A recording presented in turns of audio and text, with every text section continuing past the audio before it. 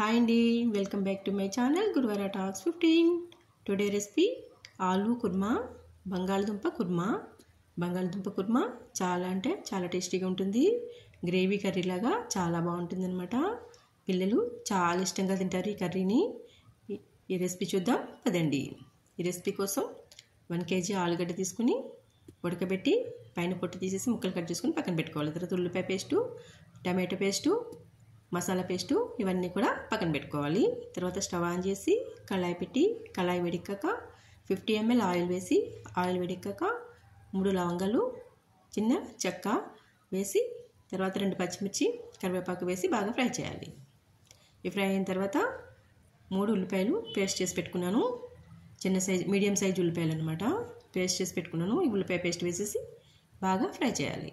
ఉల్లిపాయ paste light brown colour వచ్చేంత వరకు బాగా ఫ్రై చేయాలి. తర్వాత 3 టమాటోలు పేస్ట్ చేసి టమాటో పేస్ట్ కూడా వేసేయాలి. ఉల్లిపాయ పేస్ట్, టమాటో పేస్టు ఆయిల్లో బాగా మగ్గనివ్వాలి. చూడండి, ఇలాగా బాగా కలుపుకుంటూ బాగా ఫ్రై చేయాలి.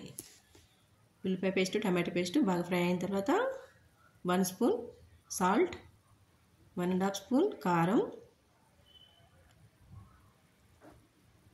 1/2 స్పూన్ పసుపు వేసి బాగా ఫ్రై చేయాలి. ఉల్లిపాయ టమాటో పేస్ట్లో ఉప్పు, కారం, పసుపు వేసి బాగా ఫ్రై చేయాలి. పేస్ట్లన్నీ ఉప్పు కారంలో బాగా ఫ్రై అవ్వాలి. ఇలా బాగా కలుపుకుంటూ బాగా మగ్గనివ్వాలి. ఉప్పు కారంలో ఉల్లిపాయ పేస్టు, టమాటో పేస్టు బాగా మగ్గడం కోసం మూత పెట్టి 1 minute స్టవ్ సిమ్లో పెట్టేసి మగ్గనిద్దాం.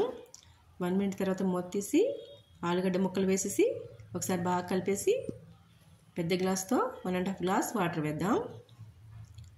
అంటే 1 లీటర్ వరకు ఉంటాయన్నమాట వాటరు. కొంచెం వాటర్ ఎక్కువనే వేసుకోవాలి. వాటర్ వేసి మూత పెట్టి స్టవ్ హైలో పెట్టి ఒక 5 minutes మగ్గనిద్దాం. బాగా ఉడకనివ్వాలి. తర్వాత 5 minutes తర్వాత ఇంకో 5 minutes స్టవ్ సిమ్లో పెట్టి బాగా ఉడకనివ్వాలి. చూడండి, ఇలా 10 minutes ఉడికిన తర్వాత ఆలుగడ్డ కర్రీ 80% వరకు రెడీ అయిపోయింది. తర్వాత ఈ పేస్ట్ చేసి పెట్టుకున్నాం కదా, జీలకర్ర, ధనియాలు, లవంగాలు, చెక్క, గసగసాలు, నువ్వులు, కొబ్బరి, అల్లం, వెల్లుల్లిపాయలు ఇవన్నీ పేస్ట్ చేసి పక్కన పెట్టుకున్నాను అనమాట. ఈ పేస్ట్ వేసేసి బాగా ఒకసారి కలిపేయాలి.